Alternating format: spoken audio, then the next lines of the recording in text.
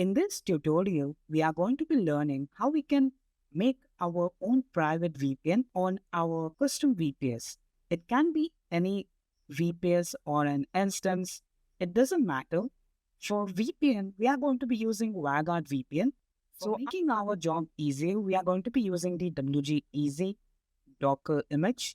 For this prerequisite, you'll be requiring a VPS server and make sure that you have the root access for that VPS server. If you are running a very fresh VPS server, then it's mostly advised to update your system. So for this, you can run apt update and apt upgrade -1. It will upgrade your system if you are running Ubuntu. Now, after your system is updated, you need to have Docker installed in your system. To verify whether Docker is installed or not, you can simply type systemctl status Docker. So Docker is installed in my VPS. Now, in your case, if Docker is not installed in your VPS, then what you can do, you can simply do a Google search. And depending upon your Linux server, which operating system you are using, like in my case, I'm using Ubuntu. So you can choose the specific platform, and here you are going to be getting all the instructions. Like you need to simply copy and paste this command, and Docker will be installed in your system.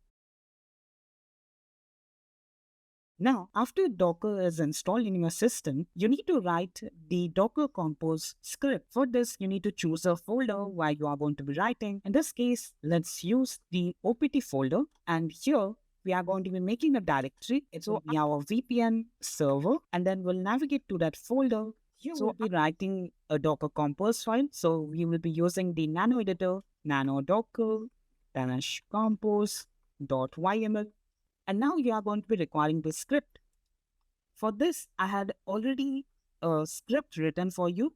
I will link this in the description. You need to simply copy and paste the script. So basically here in services, we are creating a container WGEasy, pulling the WGEasy image from GitHub container registry. So for our UI, we are specifying the port as 51821, setting insecure to true, because we want to allow access in HTTP. Rest, we are defining the networks, IPv4 address and IPv6. For volume, we are specifying etc_WireGuard. This is the volume where we are going to be storing the data and config. So, and then we are enabling port 51820, 51820 UDP. This is the port by which WireGuard will do handshake and clients will get connected to our VPN server. And next, here I'm running 51821 in localhost so that outside the VPS no one can access it. This is going to be for the admin dashboard. And next, we need to add this net admin and system module. Otherwise, it's not going to work. And some extra system controls. Here we are having a bridge network, enabling IPv6 and defining the config. So after you have written this script, you don't need any modification. You can simply copy and paste it. Just save this. Now we need to run our Docker container. For this, we'll call Docker Compose up -d. First, it will pull the container image and then it will start the VPS server. Now we need to also modify our firewall rules so that we allow access to 51820 UDP port. For this we'll be simply allowing UFW allow 51820/UDP. And now if we check UFW status, you'll find that we are having the allow rules for port 51820 and 51820 UDP. Now, if we don't have UFW firewall enabled, then you need to enable it by calling UFW enable. And if you don't use firewall or instead you have some other VPS level firewall, then make sure to allow only 51820 UDP. So both IPv4 and IPv6. So remember, inside our Docker Compose, we are only allowing it in localhost to access the admin dashboard. So directly we cannot access it. And also we have not written that rule in our firewall. The way to access will be to connecting to our VPS server and port forwarding. So we'll just use SSH -L means to listen on localhost 51821 it will be localhost 518.21 on the server. And then we need to enter the server IP and enter the password. Now, you don't need to do anything. Currently, what has happened that we are listening to port 51820. Now, if we try to access localhost 51821 inside our machine, so it will be forwarded from our VPS server. Now, this is just the onboarding screen. Make sure that you are the first user to access this. Otherwise, someone can create your admin account and then it might be difficult to recover. So for this, just click on continue. Here, you need to set your admin username and password and create your new account. In most of the cases, you will not have an existing setup, so simply click on no. Here, you need to enter your host.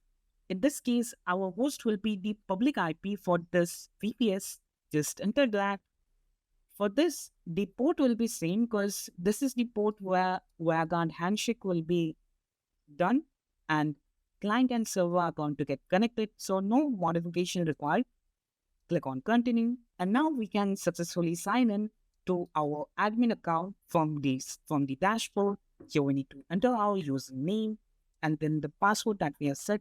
Make sure to note the password somewhere because if you forget the password, then it's very difficult to recover. Now, after you are signed in into your administrator account, here you can simply create new clients and set expiry and create new client. After the client is created, you need to download the configuration, and for running this configuration file, you will be requiring the WireGuard app. So you can simply download WireGuard application depending upon your operating system. It can be Android, iOS, Windows, Mac, or Linux. WireGuard, download, and here you can download it depending upon your operating system. You just simply download and install. The software will be something like this. You can also download it from the specific app store like Microsoft App Store or iOS Store. So you need to import the config file. So click on import terminal from file. Here you need to paste the config file that we have downloaded. And now if we click on activate, so here you will find that it did a successful handshake and now data is transferring. Now, if we try to check our IP address, let's type what's my IP. Here you will find that we are getting the server IP, not our own IP. And now we are successfully connected to VPN. So now in this way, we can create new clients and distribute the configuration file so that they can connect to our own VPN server. If you want, you can also use it for your personal VPN server. It's very lightweight. So one more thing, if you want to use this in production and you want to generate config for the clients using automation, then you can use their API. They also have the API. If you want, you can also use their dashboard API endpoint for admin. Here you need to simply pass your admin username and admin password, and then you can generate client simply by calling this endpoint, something like this, sending a call request, passing admin username and admin password, specifying the username, and so like this, it will generate a client. Here it has generated a client and the client ID is 4. Make sure to note this client ID because now we need to download the config for this client. For this, we need to send a GET response to this API endpoint, API/client, and here we need to pass the client ID and then the configuration. Like in our case, the client ID was 4, so we need to call our localhost 51820 API client and the client ID will be 4 and get the configuration. Save it as user101.conf, and now you will find that user1001.conf is ready. We can view that file. This is the configuration. Now we can simply copy this or we can download it and connect to our VPN server.